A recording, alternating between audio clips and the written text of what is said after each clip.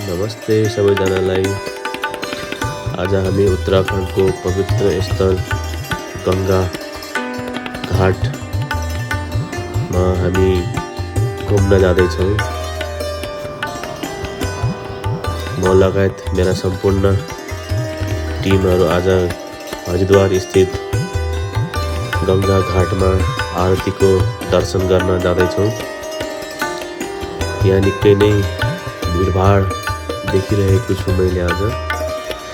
हामी पनि गङ्गा किनारा आरतीको दर्शन गर्नको लागि सबैसँग बसिसकेका छौँ। केही क्षणमै गङ्गा आरती सुरु हुनेछ। निकै घुइँचो हुँदो रहेछ है साथीहरू।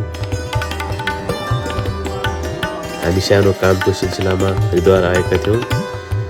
त्यसैमा हामी आज गङ्गा आरतीको दर्शन गर्न भगवानले हामीलाई पनि जुराएको रहेछ।